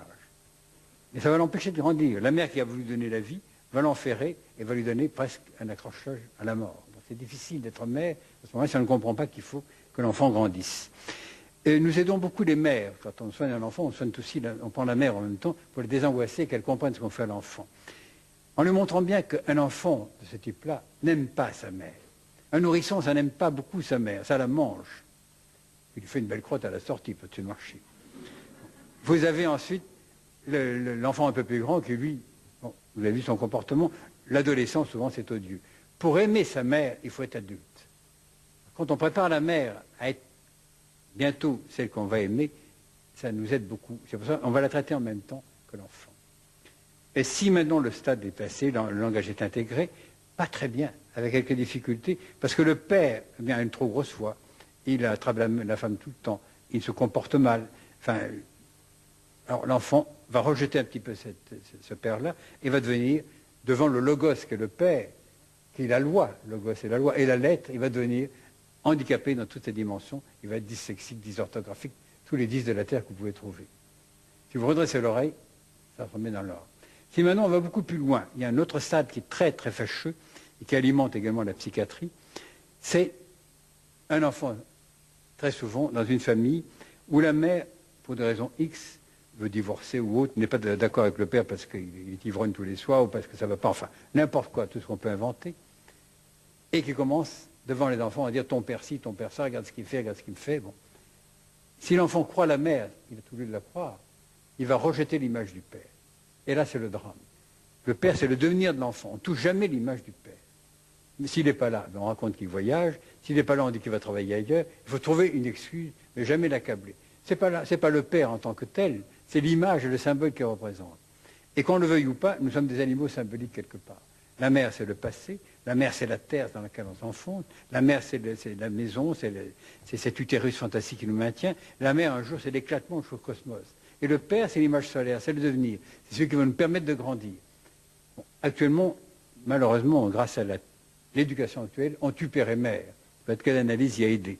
Mais vous tuez père et mère, le sujet meurt en même temps. Il n'y a rien à faire. Le mère étant la vie, et le père étant celui qui va donner une dynamique à la vie. C'est lui qui va la dynamiser et donner à l'enfant ce désir de faire, ce désir de grandir, ce désir d'agir.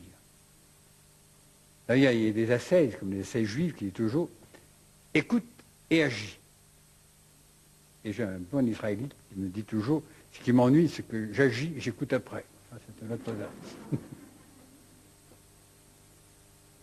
Alors, à tout moment, nous avons la chance de pouvoir démarrer par la vie intra-utérine, et en fonction du stade où nous avons constaté si l'enfant est seulement dyslexique, on ne va pas rester longtemps dans la vie intra-utérine, on passe, mais on le fait revivre. Pourquoi?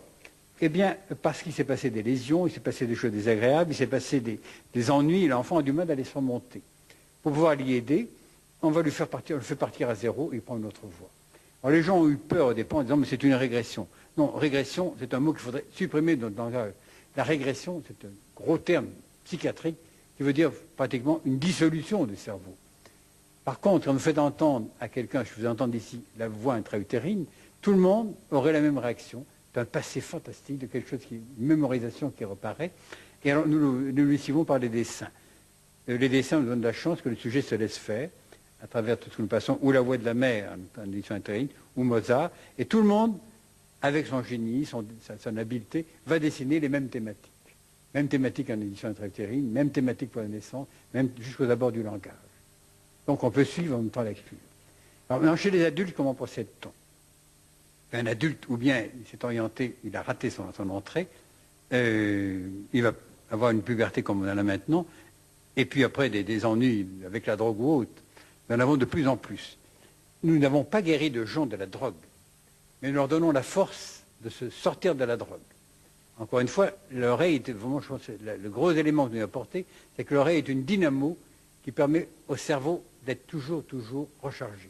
Plus votre oreille fonctionne, plus vous écoutez, plus vous participez, et plus vous avez la chance à un moment donné d'adhérer aux choses, et plus vous avez la chance de faire que vous comprenez, votre vigilance augmente, et grâce à ça, vous avez la chance d'opérer, d'être toujours présent.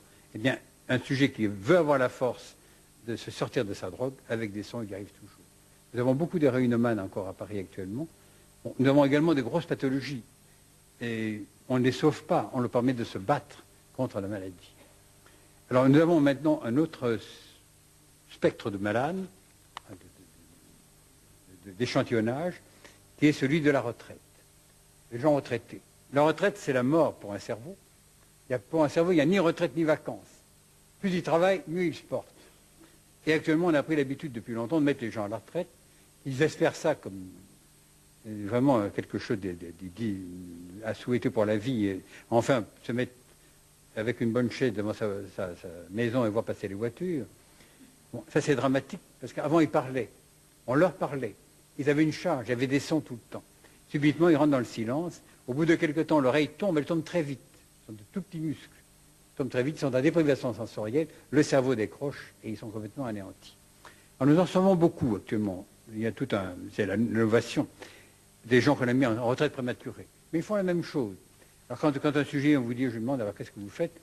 Eh bien, je fais mon jardin. Mais c'est pas assez.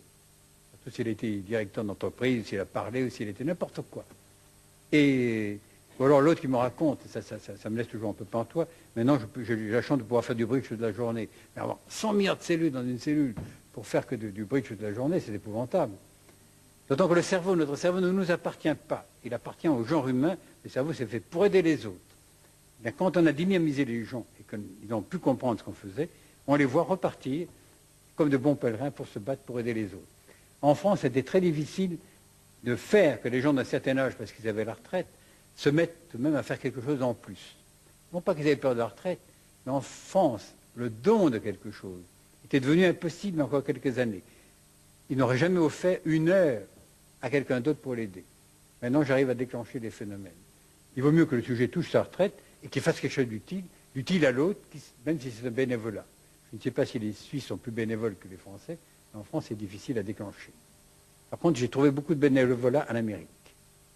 Au Canada, j'ai vu des bénévolats pour les enfants handicapés extraordinaires. J'ai en tête un centre que nous avons visité avec mon épouse dans le Saskatchewan, qui était le suivant, il y avait 400 malades. C'est ça, 400 malades. Et 450 infirmières. On va dire déjà si c'était bien fait. 400 enfants handicapés, mais très handicapés. Des anencéphales, ou presque, toutes les maladies, me dit Frédéric, tout ce que vous pouvez imaginer de plus dramatique. Mais il y avait 450 bénévoles en plus. Ça laisse toujours rêveur. Je pense toujours à ce centre parce que je pense que c'est unique au monde. Voilà ce que nous faisons. Alors comment est-ce qu'on opère? Peut-être le détail un peu plus loin. Nous avons une machine qui s'appelle l'oreille électronique.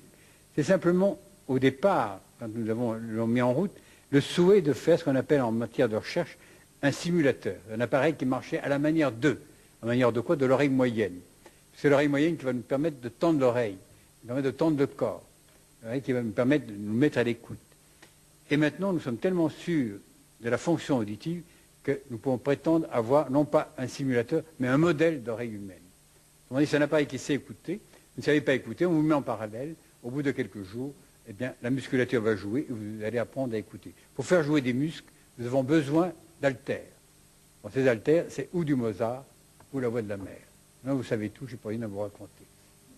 N'y a-t-il pas aussi un grand danger avec le verbiage, c'est-à-dire que la parole devient bruit et que, justement, l'enfant n'a plus d'attention envers, justement, ce qui est le plus noble de l'homme, c'est-à-dire la parole, donc la pensée, donc l'intellectualisme, le verbiage. Et l'autre chose, est-ce que vous avez pensé aussi à de la poésie, c'est-à-dire que non seulement vous soignez avec le son musical, mais aussi avec le son poétique, c'est-à-dire avec les sonorités poétiques d'un Verlaine ou d'un voilà.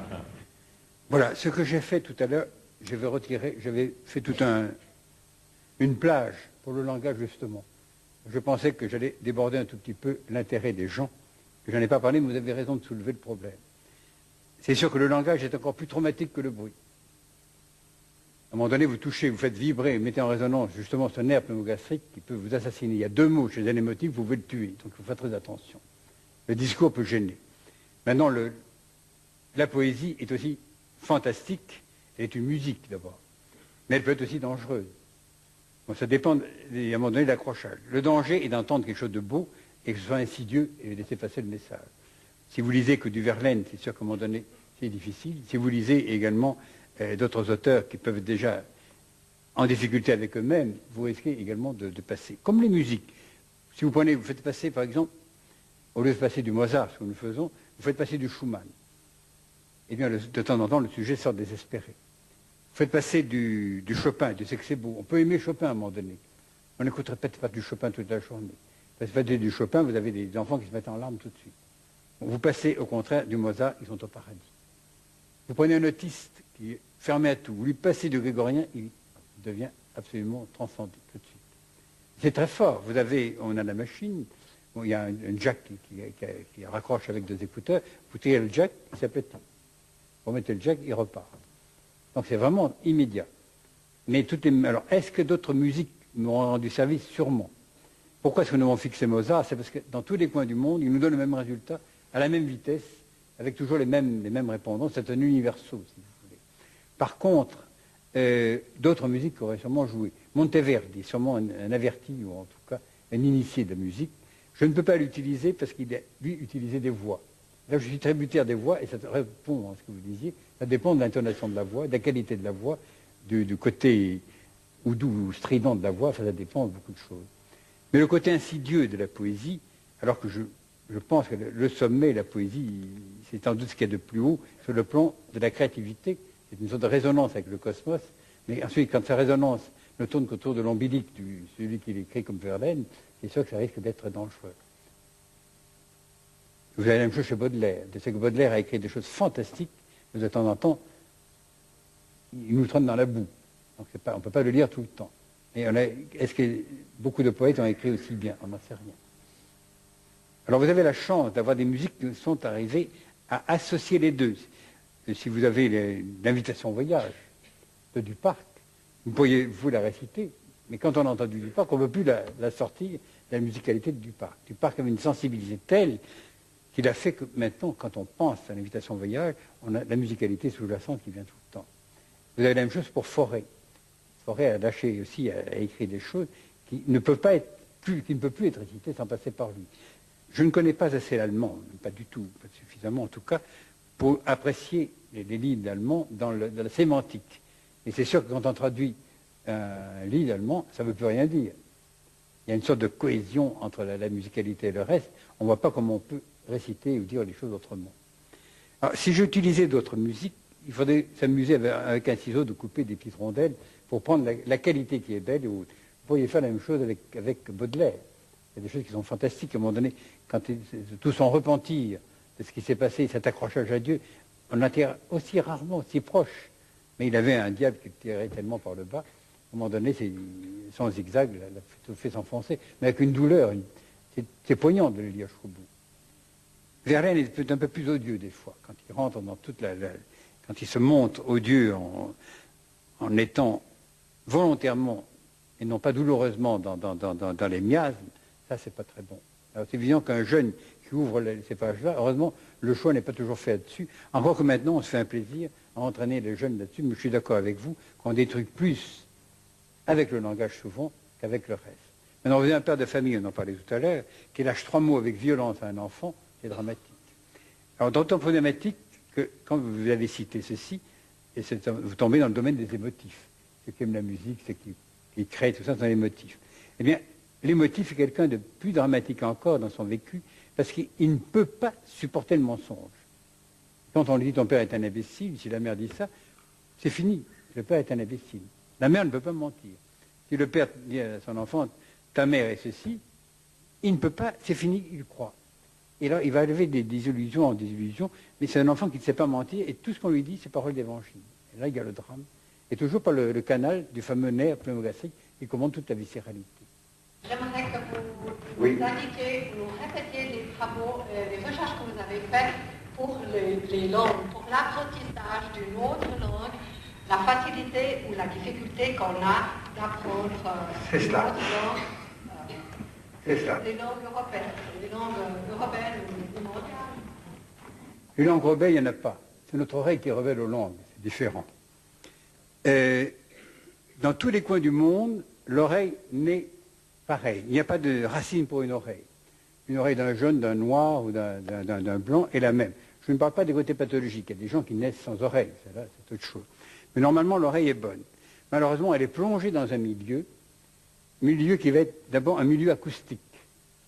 L'air du Japon ne vibre pas comme l'air qui est ici en Suisse. Il ne vibre pas en France pareil, non plus en Angleterre.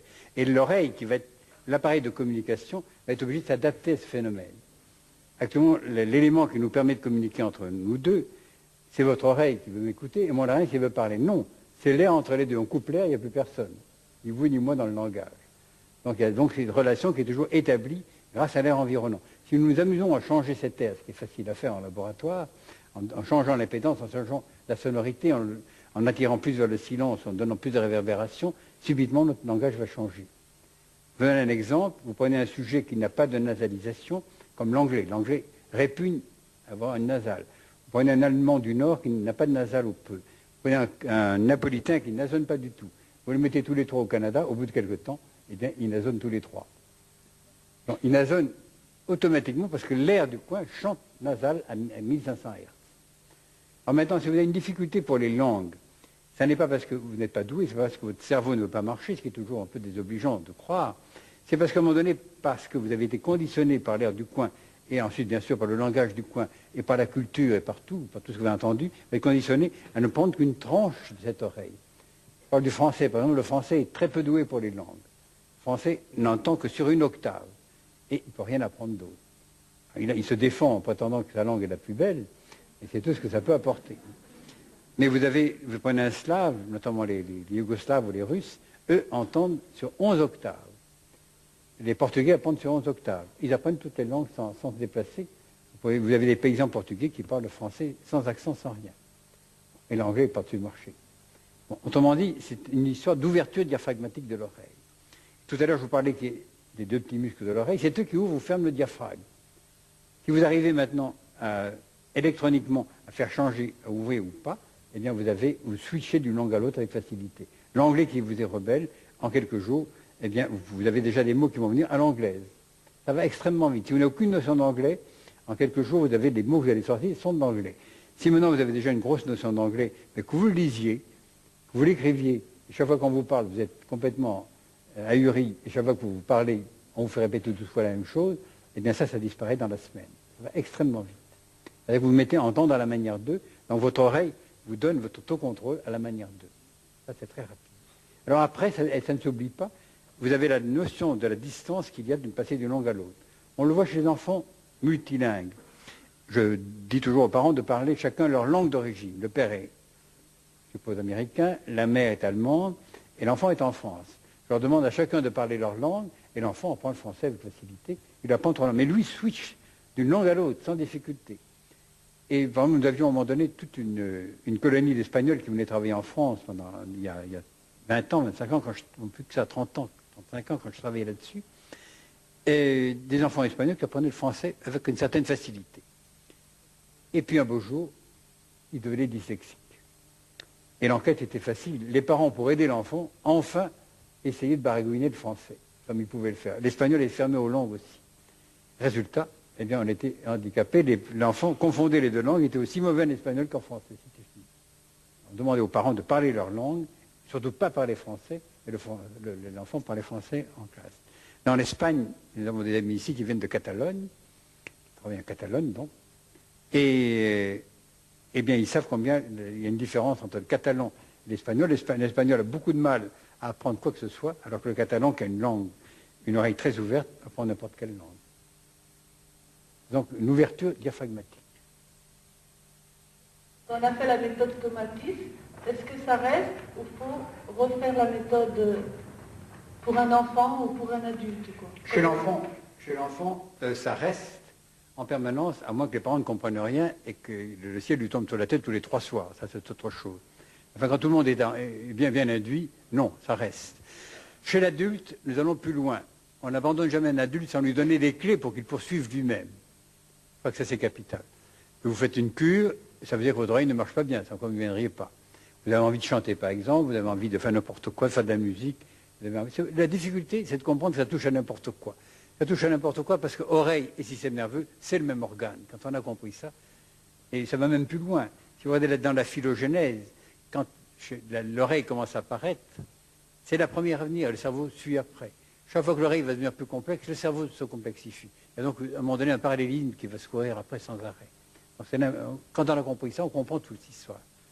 Et du point de vue éducatif, une fois que le sujet connaît, mais ça va vite, on n'aime pas beaucoup les entraîner dans des traitements trop longs. Moi, j'aime bien la liberté des gens, comme j'aime la mienne. Autrement dit, je veux les libérer tout de suite de la relation thérapeutique qui est aussi astreignante que le reste. Ils ont déjà eu papa, maman sur le dos, ils ont l'école, ils ont le gouvernement et tout le reste. Bon, stop. Et alors, on va les traiter. Une fois que l'oreille est bonne, on leur apprend à maintenir eux-mêmes leur oreille. C'est-à-dire qu'on leur montre comment faire, ils sont obligés de comment parler, comment lire, etc. On apprend à l'oreille à s'éduquer. Et c'est intéressant de voir qu'électroniquement, moi je suis arrivé aux mêmes conclusions, avec la stupéfaction un jour de lire, mais j'adore les anciens ont tout dit, vous lisez Aristote, il vous dit comment il faut faire pour la suite. Il a écrit un livre qui s'appelle La rhétorique, si un jour vous avez peu de temps, lisez-le.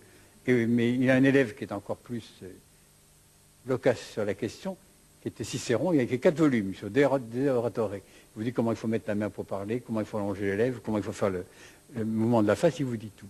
C'est ce que nous apprenons aux gens. Alors nous allons plus loin en créant ce qu'on appelle un cours audio-vocal, c'est-à-dire qu'on apprend aux gens à se servir de faire marcher eux-mêmes cette boucle de contrôle de l'oreille droite sur le langage, et beaucoup, au bout de 4-5 jours, commencent à faire des sons sur la Tosca avec quelques facilités. Voilà.